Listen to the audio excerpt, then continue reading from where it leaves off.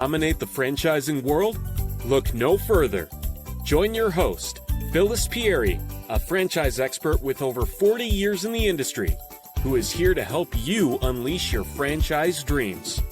Join Phyllis on Fierce Females in Franchising, the podcast dedicated to showcasing the power and success of women in franchising, as she interviews badass female founders with inspiring stories, chatting with savvy franchisees about their franchising journeys, and bringing in industry experts to share their top tips for franchise success. Franchising may be the best kept secret in town, but we're here to spill the beans and show you the endless possibilities that franchising has to offer. So, if you're ready to take charge, kick some franchise butt, and become the ultimate franchise queen, then tune in to Fierce Females in Franchise. There we go. All right. Fantastic. Oh, it sounds exciting. Yeah, it's going to be really fun. So welcome, everybody. I'm Phyllis Pieri, your franchise coach. You know, I love creating a strategy for women to help them figure out what's the right franchise for them. Super excited, Cindy, to have you on my podcast.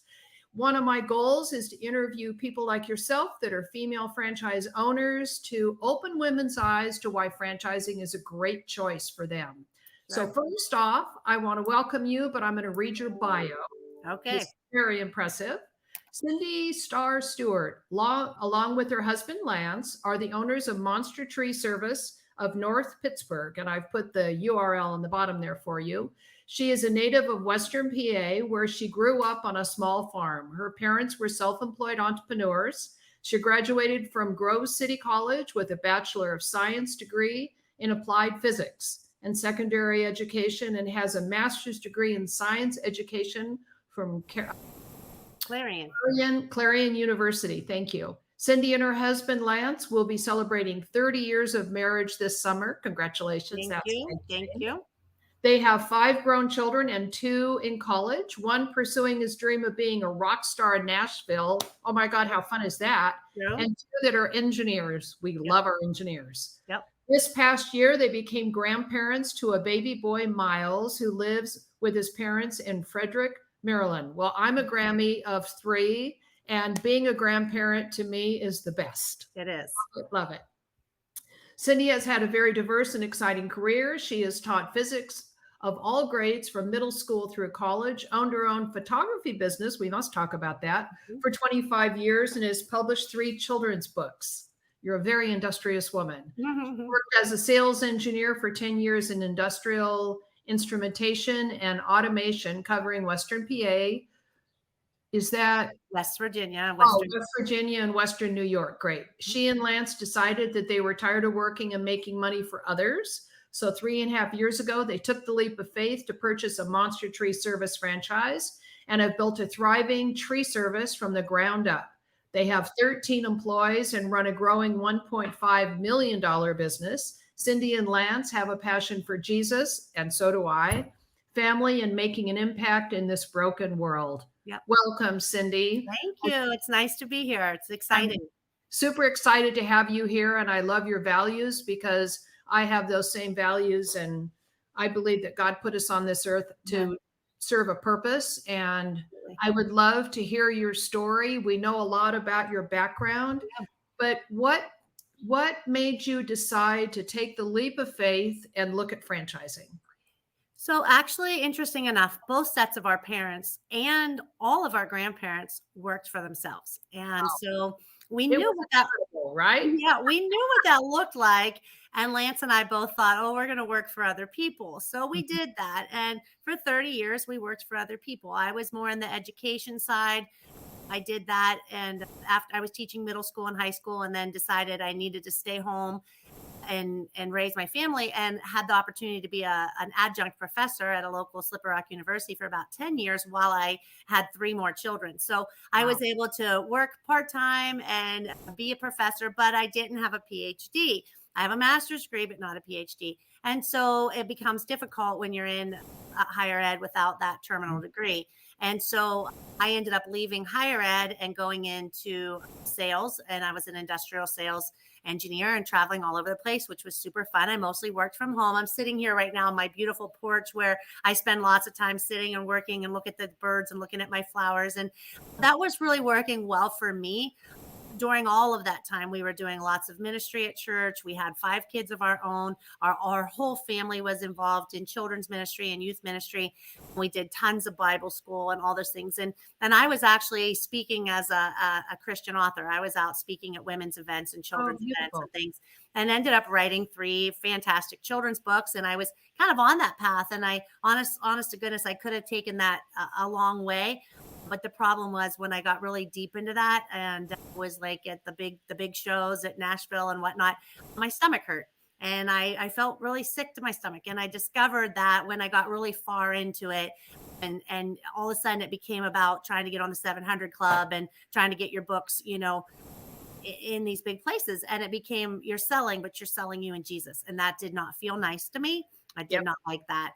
And then, as a Christian speaker, if you're not interested in telling people a big fee for you to come, they give you a potted plant and a pack of pens. And you're really busting your butt and God's doing these big things in your life to go be a speaker. And I had big speakers come to our church, charge $3,000, $4,000. I just couldn't do it. I decided for me, the better way to go was to give my books away and go shine light and go be a blessing to the people and use our gifts and talents that God had given us to kind of pay for life. And then I give my books away everywhere where I go. And we have a fantastic crew. So I'll get to that. But my husband in the meantime he has been so faithful, allowing me to do all kinds of things. So I was a middle school teacher, a high school teacher, a college professor, a speaker, an author, owned my own photography business, and then a sales engineer. And he was like, you do it, Cindy, whatever makes you happy. That's great. While we were raising 5 kids. And he just knew that I was never going to do great just being home. I would go a little stir crazy. I always needed kind of something. So during all that time, he's an engineer, and he was, moving up in companies, and he became a site leader of a manufacturing facility that, we had 200 people manufacturing, and that business got bought out by one of the big name companies, and they just started kind of, sucking the life out of that. And we could see that's where that was going. And, we've had deep roots. We met at Grove City College. We've lived here in Grove City now since we got married, and our children, we still had kids in school and whatnot. We weren't really ready to pick up and go try to find another place, for him to be a site leader. And at that point, somebody from his work had worked with a guy named Ray Fanning, who works for Ray. You know Ray? Yeah. So he's great. Yeah, Ray is great. So he worked with Ray and he ended up finding a franchise. So for our parents, my parents owned their own business. It was in the food service business and catering and whatnot. And they're 81 and still working. My husband's parents had left Western Pennsylvania, went to Florida, and were in the Orlando area and ended up buying a Dunkin' Donut. And that was about 51 years ago, right before Disney was getting ready to open. And so it went from dirt roads and whatnot to Orlando, became Orlando. And so we knew the franchise model worked because we watched how it worked for Lance's parents. We knew how that worked. And so when it came time for us to kind of consider something different, mostly for my husband, we were kind of looking for something for him because we knew kind of where things were going with his company. We started working with the franchise and Ray Fanning, and it was a process that really worked well for us. We are both sciencey, processy people. The process was really, it made sense. It was sort of a cross between, working with your high school guidance counselor, joining Match.com to see if the love of your life is out there, but you don't know where they are. And then once you've decided what you want to be when you grow up, kind of visiting the companies and seeing which is the right fit. And so we went through that process. And it turned out that it made more sense for Lance and I to do this together, but then for him to do it by himself. And so we work really well together, but our skill sets are very different. I'm definitely more the front. Really important. It's really important that you each have to have certain roles. Yep. Yes. And we had to define those because there's a lot of togetherness. Like we went from both of us having our own big jobs and a big family and all of those things and all the chaos of that to now there's the two of us who are together all the time. And so we've had to really figure out how to maneuver that. And really, I'm much more the face of the business. We on purpose kind of made me own a little bit higher percentage than him so we could officially be like a woman-owned business. Oh, smart. Be so too. Yes, and I'm sort of the face, and then he does all that stuff I hate. He does all the pay the bills and all the insurance and all that stuff back there, and then together we just work out all the rest. So we took a big leap of faith, and it was right during COVID. We kind of had the writing was sort of on the wall what was happening with the company that Lance worked for, and we were sort of looking at it. We were both right about 50. He was just a little more than 50. I was just a little under 50, and we were like, what are we going to do? And we actually took advantage of a government program that allowed us to kind of empty our 401k and use that money as a ROBS program. Yep. Mhm. And so we set up the business that way. And I ended up leaving my job first because most of the things that needed to happen at the beginning of rolling out this business was my skill set. It was a lot of, building relationships and sales and marketing and all that stuff. And then we started cutting our first tree we cut our first tree September 14th of 2020, right in the middle of COVID. Wow. And by the end of October, it was time for Lance to leave that business. And he couldn't have got over to us faster. I'm like, praise God, you're here because we need you. And things are getting crazy now. And we have never looked back. It has been absolutely fantastic for us. We love what we're doing. We feel like we're making an impact, and it's just been great. So what was it about Monster Tree that intrigued you so much? Well, honestly, we had not heard of Monster Tree before, and we had not thought at all about trees. That wasn't really even on our list.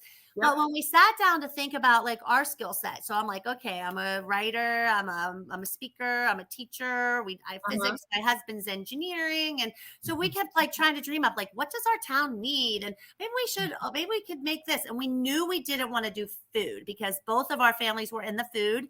And we knew in the food business, you're always working when everyone else is partying. And so we were like, no food for us. Yep. So when we worked with Fran Choice, he basically built this big profile for us, stuck it in his fancy computer. In that process, it's the filters that are really the special part, filtering out how much money do you have? How do you want to, what kind of pace do you want to be at? How many people do you want? Do you want to grow? Do you not want to grow? How much money do you have to spend? How much risk are you willing to take? And so when all that it spit out 5 matches for us. Monster Tree was the number 1 match. The other ones were like painting, some kind of goop that fixed chairs and cars and things, some kind of proprietary goop, garbage haul away and something else. And so his rule to us was we weren't allowed to say, no, I don't like trees, or no, I don't like paint. He said, you must follow the process and you have to date each one of these places. And so we took that very seriously. Now, I will tell you from start to finish, we were the fastest ever in all of history for Monster Tree from the moment we heard about it until we cut our first tree. I mean, once we decided that they were the best match, we were on a deadline because in the tree business, it is seasonal. We do work year round, but you don't want to start a tree business in December in Western Pennsylvania. No. So they kind of had a deadline on when the latest they'd allow us to start. And just with how long it took to do everything, and that ROBS program, there was also an incentive during COVID that if you got an SBA loan and you opened by a certain date, they would pay the first 6 months of your loan. And so we closed on the last second, on the last day, on the very last second. It was like my heart was like this. I'm like, I am going to have a heart attack. Yeah. But we closed in time. And so with all of those things, we were just kind of on the fast track. Once we had decided, I don't know about you, but once you kind of decide you're leaving your job and you decide you're doing something new, it's really tough to like stay. Like, you're like, I'm ready to leap to the next. I'm out of here. And so we were ready to take the leap, and we just were like, Lord, show us the way, open the right doors for us. And so Monster Tree, it was a good fit for us. I remember when we started thinking about Monster Tree, I remember Lance and I getting in the car. I laugh about it now, but we got in the car because we don't actually own the territory where we live, because where we live around a lot of like Amish people and country folk and farms. They like a case of beer and a friend, and they're taking their tree down. So most of our work we're more in the north of Pittsburgh, where it's more frou, fancy. And so I remember us getting in the car and driving down to the territory we were thinking about buying, and we were like looking to see if they had trees. Like, let's look look and see if they have trees. And we're driving around going, oh, look at all the trees. They have trees. Oh, those trees are big. Those trees are dying. Oh, those trees need help. But that's how little we really did know about it. But what's beautiful about the monster tree plan is that, you know, in the tree service industry, there's the big boys, there's the big players, you know, and they are the big, they're big time. And then there's like the Chuck in a truck, or the guy, you know, Bob and his buddies or whatever. And there really wasn't a great way to get into the tree business, kind of in that middle ground where you're really professional. And a lot of the guys who are owning tree businesses, you know, in fairness, they came up being a tree guy, and then they decided that I'm tired of working for somebody. I want to work on my own. And then they try to be everything. They try to be the sales guy. They try to be the business guy. They try to be the marketing guy. They try to be the tree guy, and they just kill themselves. It's too much. It's too much. It's too much. Yeah. So Monster Tree, their model is really to take people like Lance and I who have sales background, business background. You know, we have resources. We actually, you know, we came into this because it's expensive. Trucks are expensive. Shippers, it takes a lot of capital to get started. But that actually worked well for us because we had this big chunk of money. As crazy as it was to empty our 401k, we'd been nestling that money away for 30 years. So we were able to take that money, and rather than putting it on an idea, we were able to really chunk that money down on hardware that was going to have value. Yeah, you know? totally. And so, you know, especially in this market, you know, the trucks and the chippers that we own, they actually haven't really reduced in value because they're hard to get. And so that makes it a little easy. It would make it a little easier for us to actually get the rest of the funding that we needed, because the risk was fairly low because they could always take our equipment away. You have really nice assets for them to be able to.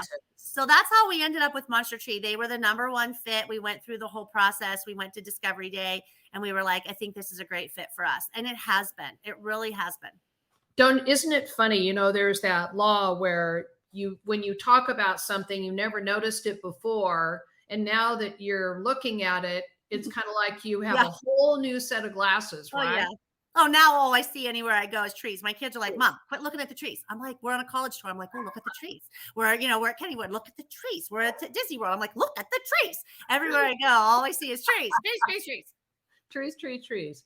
So share with me. So do you belong to like the local chamber? How are you doing your marketing?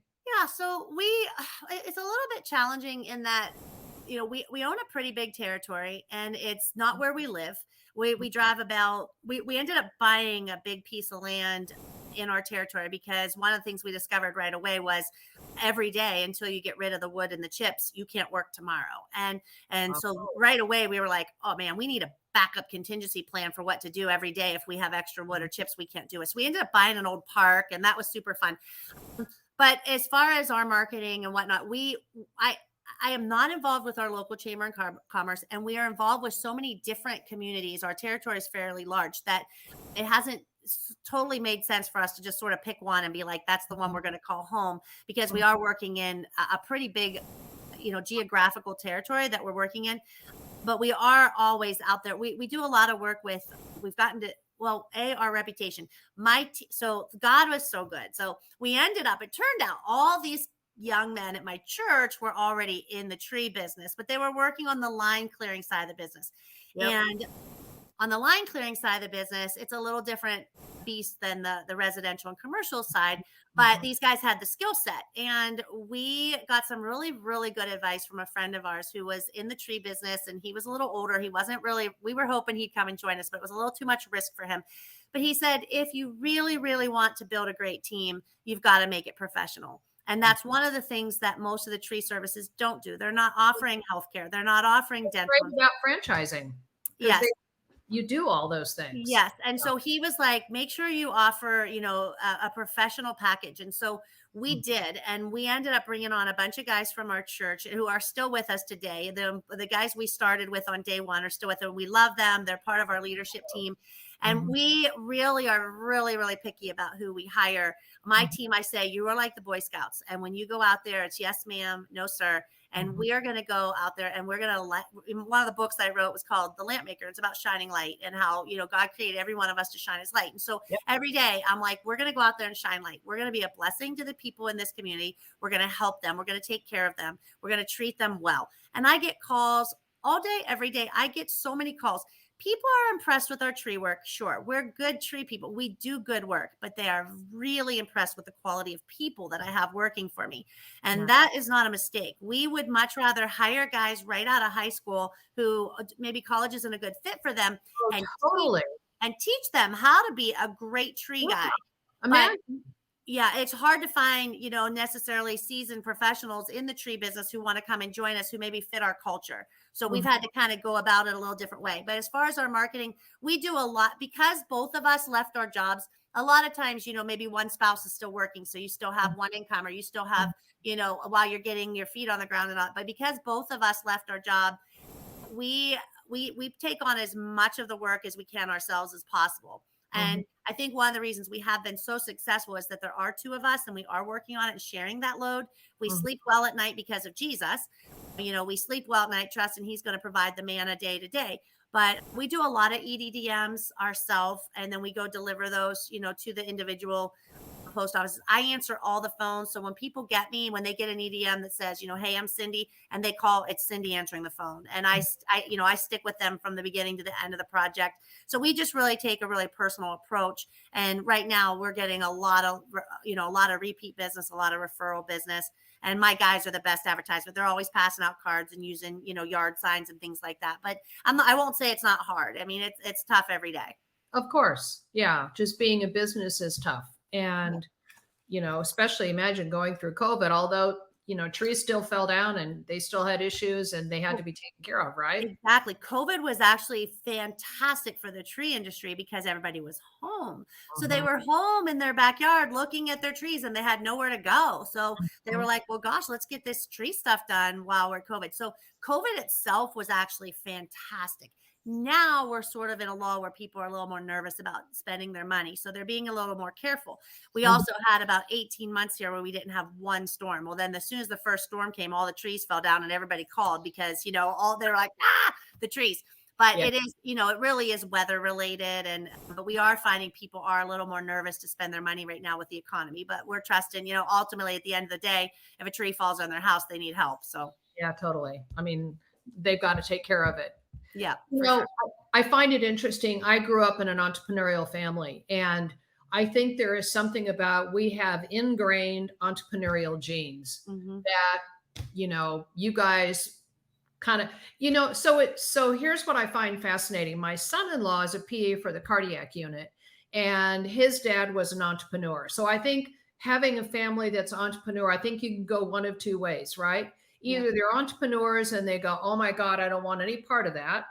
Right. Or they're entrepreneurs and they go, yeah, that is part of my DNA. I do think so much of it has to do with personalities. So I wanted to ask something. I'm going to show a slide here because Monster Tree is owned by a company called Authority Brands. Sure. I'm curious, was Monster Tree being a part of Authority Brands, was that part of your decision making?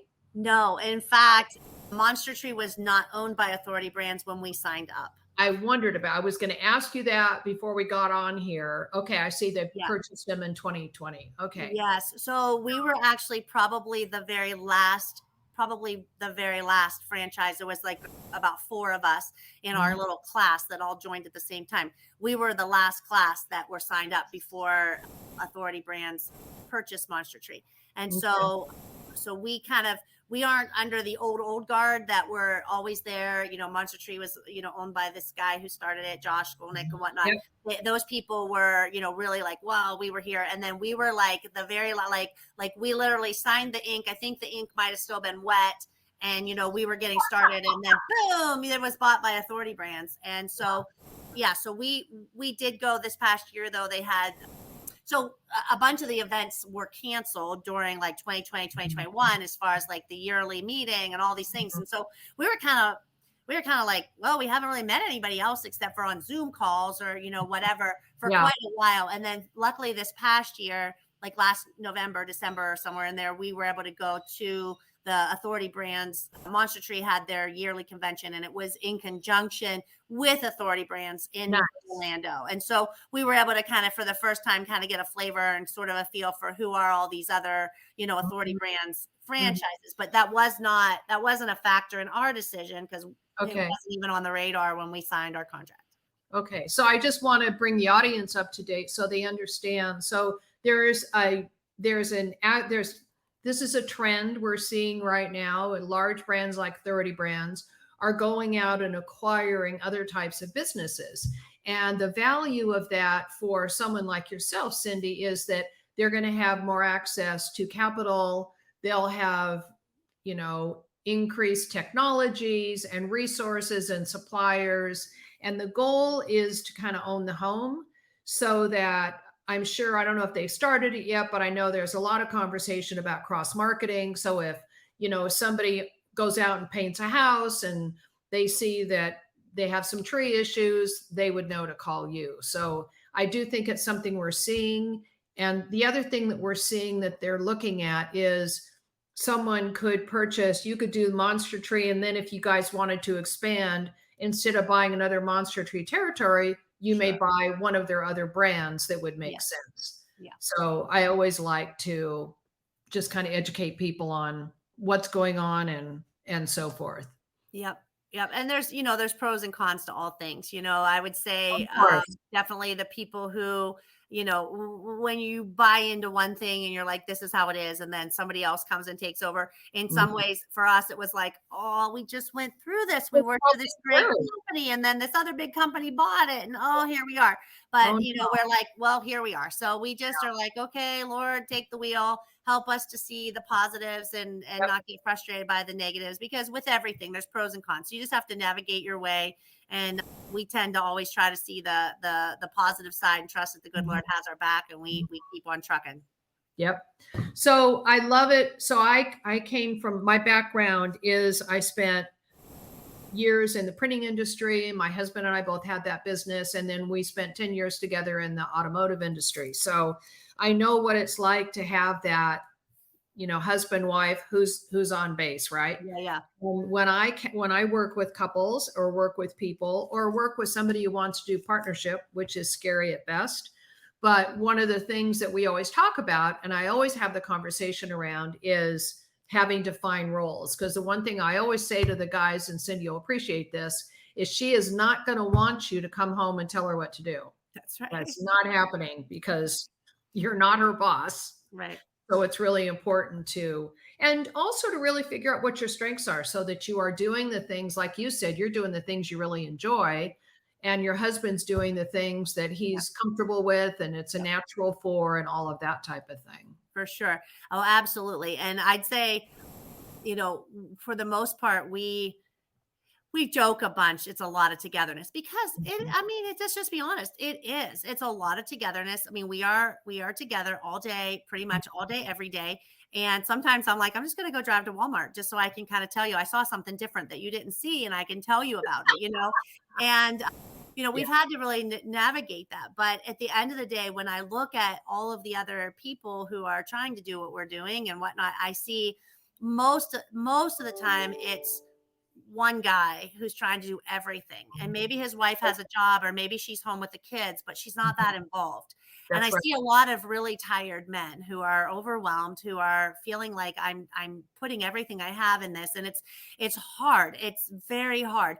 I think Lance and I regularly look at each other, and we're grateful that the other one is there to pick up the slack. And, if I'm having a bad day, he can take over and do whatever. If he's not feeling well, I can take over and do whatever. But for the most part, we had to really find our lanes. And there was no doubt about it. Lance really was not interested in being the front face. He's not interested in doing this podcast with you. He was not interested in, talking to the customers on the phone when they're upset about something or they need something. That's just not what he wants to do. But he has no problem at all pulling together all the spreadsheets, right? Looking at all the numbers. I could just throw up. Right now, we're trying to renegotiate new insurance, because one of the biggest expenses in tree business is insurance. That's huge, right? We can save a little bit of money on insurance. We go a long way. So he's like searching for new insurance, and he's like doing, I'm like, I could just be like, I don't want to do that. I don't want to look at it. I don't care. I don't want to look at it. So finding your lane is really important. Once in a while we step on each other's toes, very rarely. Pretty much we're able to navigate. And, we've been together a long time. We've grown up together. We've been together since we were in our, college. We met in college. So we've raised a family together. And the one thing I have to say, that has been really cool to me is that my background sounds like I surely have some kind of, ADD, because I've done so many crazy different things, going from education, owning photography business, being industrial sales, writing some children's books, out speaking, and now I own a tree business. And you think, what's wrong with her? She's a nut. But all of that stuff, the way that the good Lord worked, all of those things prepared me for the next step. Well, every single piece of that. There is every day. None of those skills, none of that experience goes to waste every day. Like trying to deal with 9 young men who work for me. I praise God I had 5 kids who already stretched me and killed me and made me dead to self. When I already had kids who, yes. totaled the car and ruined my stuff and spilled ink on my carpet. So when my guys end up breaking a chipper or getting in a wreck or something happens, I'm not having that panic, this is the end of the world feeling, because I'm already dead to that, right? That's already been stretched out of me. Yeah. Physics comes into play all the time. Lance and I use our problem solving and our physics skills all the time when the lift gets knocked over and we got to figure out how to set up the pulleys. So was the big equipment and cutting the trees, was your background, was that one of the reasons you were attracted to Monster Tree, do you think? I think that we were attracted to working with a young group of men that we could really help them find a great career, because we love young people. My husband was always really into coaching. We have 5 kids of our own, and this is a young man's game. And so I think working with a group of young men that we could really have an impact on their lives and provide them with a great career and provide them with, because I was into education, my husband was into, being a mentor and a coach and running a plant. So I think working with these young guys, I think that the big equipment, I grew up on a farm with my dad, was always doing excavating and, all kinds of stuff. So equipment didn't really scare me. I was a gearhead when I was a kid. My dad and I rebuilt a 67 Camaro together, and I still own it. And I got busted for drag racing. So I'm like a little bit of a gearhead at heart. So that stuff really didn't scare me. And I knew that Lance and I were good problem solvers. We were good problem solvers, we were good educators. And I knew I was good at sales, and I knew I loved people. So I felt like with all those things together, and, we knew that there were, trees are everywhere and they're not going anywhere. That's and so we sort of did feel like there was a little bit of stability in that, there are trees everywhere. And that if we could help people with a problem that they have. So, I don't know. It was a good fit. Everything about it seemed like we both just had a good feeling about it. Well, and the process that Ray took you through is the same process that I take my clients through, because I learned from Franchise. That was my first stop in this world of consulting. And I do believe that they have the best process out there. So, that's why I'm grateful that I have the knowledge. But so many times I think that people, if they don't go through and do the due diligence and they get sold and they don't get educated about all the different aspects of it, then they're the ones that lose, because they don't think. I've had clients get into a business and he really loved it, but he realized he was a suit and tie guy, and working with blue collar people wasn't his gift. For sure. He hadn't thought about that. And boy, after that happened, I have to tell you that I always make sure my clients clarify, what kind of employees do you want to have? It makes a huge difference. It does. And a lot of times it's something that people they kind of gloss over it. And I'll always say, no, we're not going to gloss over it. We're going to talk about this. That's right. Because it's something that you wouldn't think about. It's something you just don't, it doesn't really occur to you until you're in the middle of it, right? Absolutely. Absolutely. We have witnessed that. We see that. And we try to encourage people who are in that situation going, oh my gosh, oh my gosh. And, there's basic things like the young folks we're working with, they're great kids. They come from great families, but they don't know about some things. There's things they don't, like when we started talking about investing in a 401k, they're like, I don't really know what that is. I don't really know, why would I want to do that? when we start talking about, signing up for healthcare, they're like, well, I don't know if I really need that. And, so we, there's a lot of stuff like that we're talking to them about. Oh, you're And making such a difference in their lives. They don't and even we love them. know it. Yep. Yeah, and we love them, and we want great things for them. And one of the things that has been really important to us is, yes, we are working with blue collar workers, and yes, we are in that realm, but we are working really hard to help them understand, like, you can't go to college to do this, and college maybe wasn't a good fit for you, but That's you, right. you're going to make mistakes, and it's going to be painful, but we're going to call those mistakes tuition. And when those things happen, we're going to pause. We're not going to yell, we're not going to get all mad, but we are going to talk about the $2,000 that just got spent on this thing that happened. I Yep. had one guy, he was driving a big truck with a trailer for the first time. And if you didn't grow up with a family with a boat, or whatnot, or camping, you maybe never did that before. And so they got to an intersection, and it was, they had to take the big truck and the big trailer and go up and turn left and go like this. Well, this lady was too far forward. And so they knew, once they got out in the intersection, they knew she was too far forward. They had a pretty good feeling they were going to hit her, but they didn't know what to do. Yeah. They didn't know what to do. So there they are. And so they were like, if we just drive slowly, maybe it'll work out. So they slowly took the front end of her car off, right? God. And I'm like, guys, you have on bright orange and yellow. You have stop signs. You control the road. Yeah. All you had to do was get out, and you're already trained in how to do traffic. Get out, stop the traffic.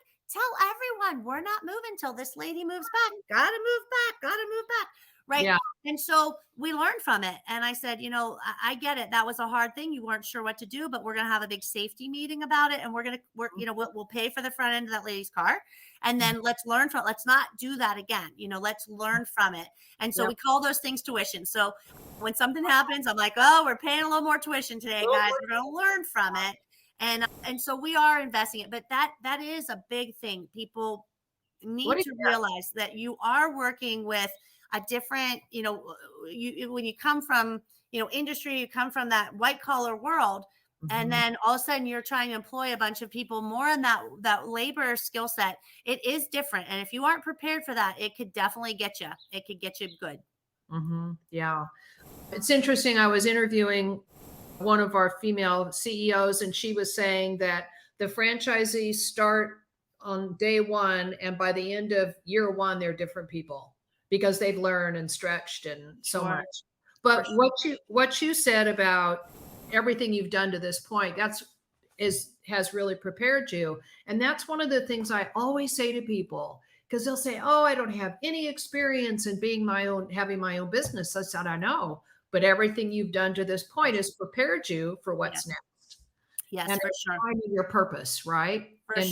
For sure. And none of the things that we did have gone to waste. We can see, my husband's skills with, understanding all of these things from business about, forecasting and data and spreadsheets and, it's safety and processes and all that stuff. We're using all of those things. And my understanding about sales and being trained in sales and marketing and all those things, even my photography business skills, I want to talk about that. How did that start, and why did you do it? Well, so this is kind of crazy. It goes way back. I was getting my master's degree in science education. And to be totally honest with you, my degree was in physics, and I was a high school physics teacher. I was getting my master's degree in science ed, and almost every other person who was getting their master's degree in science education also were elementary teachers. Mm-hmm. And that was fine. But I had little kids at home, or I was pregnant, or I was having a baby, and I'm driving far to take these classes, spending money on a babysitter, spending money on the classes. And they were just, the first time we colored moths and hid them in the library, I'm like, this is such a waste of my time, but okay. The second course that we colored moths, cut them out and hid them in the library, I was like, I'm going to really lose it here. The third time we cut out moths and hid them in the library, I lost it. I said, you people are killing me here. So I actually, at that point, I love taking pictures, and this was pre-digital. Mm-hmm. There's a lot of physics involved.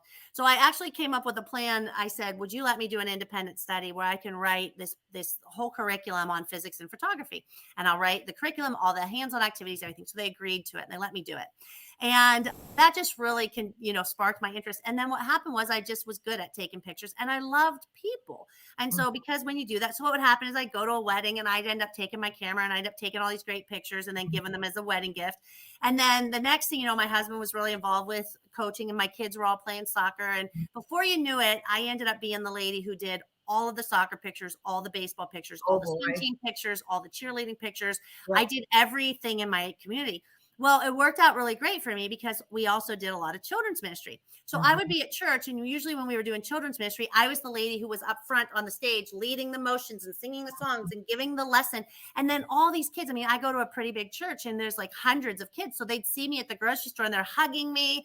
And I'm like, oh, it's you from the 5th row. Like, I don't know who you are. Yeah. So the photography business, by doing that, it allowed me to know every family and every kid's name in my community. Oh, wow. And that's one of the main reasons I did it. And I could do it while I was working from home. I could do it while we were going to the soccer games. And I helped my friends who needed a little bit of lipstick money. You know, they'd wipe the peanut butter off the kids' faces and it didn't stress me out. I would much rather do 250 kids on T-ball day, for opening day of baseball. I'd rather do 250 kids than do a wedding. Now, I did weddings. I did fine at weddings, but every bride thinks you're going to make her look like she's from the GQ magazine or something. I don't know what. And I'm like, I can't do it. Some of you, I just can't help. But these kids, I knew the kids and they knew me. And so I wasn't necessarily the best technical photographer, but I knew those kids and I could make them smile. And they knew me. They were comfortable with me. And so I loved that. I did that for a long time. And then, a funny thing happened. I decided I was going to go back to start substitute teaching just for a little season of time, just for fun. And the very first day I went to school to substitute, I was substituting for this science teacher, and these kids were bad. I mean, they were so bad. And I was like, I stopped and I said, that's it, Jimmy, in your seat, Bobby, no way, Tim, enough. And they all looked at me with these great big eyes and they were like, how do you know our names? And I said, the picture lady, don't you recognize? So when I substituted, it worked out. I knew every kid in the community. So I did that for 25 years. For 25 years, I took pictures. And I started out actually as a creative memories consultant. So I had owned my own business as a creative memories. And then when the whole scrapbooking thing, when Creative Memories had started, nobody had that. And then the internet and digital and blah, blah, blah. And before you knew it, it was a Walmart and all kinds of places and online and all those things. So I kind of left being a Creative Memories consultant, went into the photography business. And then to this day, I'm using all those skills because I can pull up and make an ad. I can pull up Photoshop. I can fix things. I can put something together. So even that skill set comes into play because I can use all of those things. And so physics and photography goes together. That all goes into marketing. All of that sales and owning my own business, being that into that thing. And mostly all of it honestly has been around people. So the thread from beginning to end has been, being light, shining Jesus, loving people. It doesn't really matter whether it's in a classroom or whether it's taking their picture or whether it's fixing their trees or whether it's helping them have a great career. It's always about the people. I love that. That's wonderful. So Cindy, this has been fabulous. Tell me, what is one tip that you would give someone who is looking for a franchise? One thing is there anything that you wish you would have known, or is there anything you would have done differently, or one tip that would help them maybe have the courage to move forward? Well, I don't know that I wish I would have done differently, but I can't say enough good things about using someone to help you, having a consultant who knows what they're doing, because we would have never found Monster Tree. We didn't know about it. We didn't know what was out there. We didn't know. And my husband and I being so different. And it was like, we didn't know what we didn't know. We didn't know about programs. We didn't know how you got the money. We didn't know. And, it'd be easy for me to tell you now, well, I could start a tree service now. I could have a really successful tree service and I wouldn't need Monster Tree at all. And I could probably tell you that. And it's probably true. I probably could start a really successful tree service. But I couldn't have started a successful tree service 3.5 years ago. Nope. And I didn't know anything about it. And Monster Tree, by being a part of a franchise, it enabled us to, we have all these other franchise owners, Monster Tree owners that have become resources to us. We support each other. We care about each other. We can learn from each other. And you have all these things. So I think that, finding a good consultant to work with, finding a coach, finding somebody that you trust, And Yep. then trusting the process, because we could have easily said, now we did say no food, and maybe that was bad for us to put that out there, but there's some things you have to decide. I just knew enough about food to know I didn't want to do food, so it was the only thing we said no to. But beyond that, we just stayed open. We stayed open to the process. We followed the process, and it worked out for us. So I wrote this book, Itty Bitty How to Consider Buying a Franchise Book, finding one. And one of the members of my networking group this morning stopped me and he said, Phyllis, I've been reading your book. And he said, when you talked in your book about mutual due diligence, that they're looking at you and you're looking at them, and he's in the mortgage business. And he said to me, I never really thought of it that way. And he said, I realized that when people come to me, I don't even consider the fact that they, are kind of checking me out. And he said, and I realized that I don't do a very good job at checking them out either. And he said, I really appreciate that because I need to consider that. It was really sweet. Yes, absolutely. I say that to people a lot too, because I put it like we live here in Grove City. I went to Grove City College. If you know anything about Grove City College, you may or may not, but it's a very conservative Christian school. It's like one of the only schools. It's they were the one that stood up to the government as far as like the Title IX or whatever, and they don't accept any government money and all these things. But here's the thing. They have an excellent engineering program.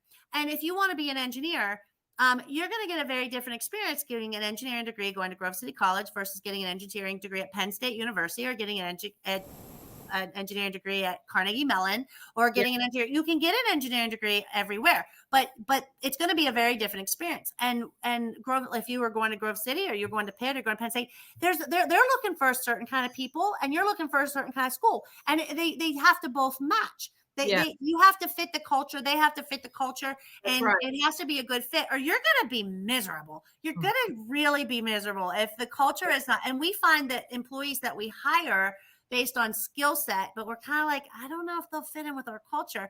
They weed themselves out because they don't want to. They're not a Boy Scout, and they don't like the Boy Scout way, and they're like, I want to be able to smoke and chew and swear and whatever, and where it's like, we're not doing that, and so they weed themselves out, right?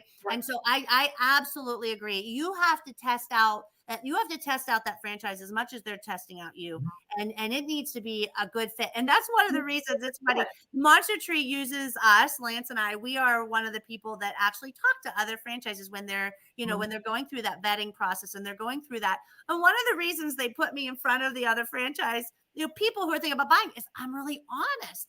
And I say, this is really hard. Why, man, you look like you have a really great life, and you go on vacation 3 times a year, and you have a really nice tan. It looks like you have a lot of free time. Like, this is hard. Are you sure this is going to be a good fit for you? And you would think that Monster Tree would be mad that I tell people that, but they would much rather somebody know that on the upfront than get in it and say, I thought I was going to be able to go to Aruba 3 weeks, 4 times a year. Well, you can't. That's right. You can't do that. It's really funny. I believe it's the same way in this role that I have. When I started, I went from being a franchise owner, having sold franchises, and then I got into the role of matching people. And I can honestly tell you that I never worked so hard, because first of all, there's so much to learn. And there's so many little bits and pieces and little things that you say and do that if you drop one here and you drop one there, it just doesn't work. So people get in thinking that what I do is really simple, and it's actually not. It's a lot of work to do it right and to do it well. Yes, for sure. Absolutely. I don't think we've ever worked so hard in our lives, but we have everything on the line. So we're like, well, we're going to make it. So we're going to keep pushing forward, but it's ours. It's ours to build, and it's ours to lose. It's ours. Right. Well, and it's a beautiful legacy. I mean, who knows? You never know. Some of the kids may end up wanting the business later on. Who knows? Only God knows. Only the good Lord knows. That's right. Anyway, well, thank you very much. This has been wonderful. I so appreciate you taking the time out of your busy schedule. Absolutely. It's been a real joy. It's been a joy. And I think the other thing is, for people truly, pray and ask the good Lord to guide you, and let peace be your guide, and unity. For Lance and I, we knew we were going to do this together, and our rule was we had to both feel really good about it, and we had to have unity in that, and that's what keeps us, even now, when things are hard and we have to make a decision: are we buying another truck? Are we adding another employee? Are we getting another crew? Are we borrowing more money? We kind of we follow that rule, and that's how I think we've managed to stay married for 30 years and raise 5 kids. Are we in peace about it, and do we have unity about it? And when we do, we go forward together. And when we don't, it doesn't necessarily mean it's a no. It just means this might not be not yet, or Exactly. maybe it's just not the right time or something. And we wait. We don't get mad. We don't get frustrated. No. We just wait, and we trust that it's going to, and it always does work out. And that way, if something does go really bad, it's not like you got me into this. That's your fault. It's like we are in this together. Yeah. And so that's the best advice I have for all of life in general is, be in unity and have peace. And, even when things are hard, we're able to sleep at night because we just have that faith and trust that we're in this together and it's going to work out. So it was great. Yeah, it was great being on your show. Thank you so much. And God bless and best wishes. Yeah. Please send me a link to where people can buy your books. Well, that's the thing. So at this point, I have kind of pulled them all. People might be able to find them on Amazon. I used to sign books in Barnes & Noble. They're out there. You can look for Cindy Stewart. But in general, if somebody sent me a message, Axter or Monster Tree, I have most of them here now. And my great fun is to sign them and send them out and then put a little note on them that's personal. But you can look them up. It's The Lamp Maker, the Potter, and Our Father by Cindy Stewart. They're out there. And it was just one of the most fun things I ever did just for fun. So I love that. Yeah. Thank you. All right. Thanks. Have a great day. Thank you. Bye-bye now.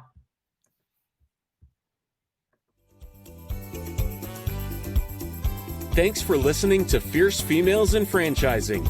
We hope you feel inspired by the stories and insights shared by our amazing female franchise founders and franchisees. Don't forget to tune in next week for another episode filled with valuable advice, motivation, and a good dose of fun.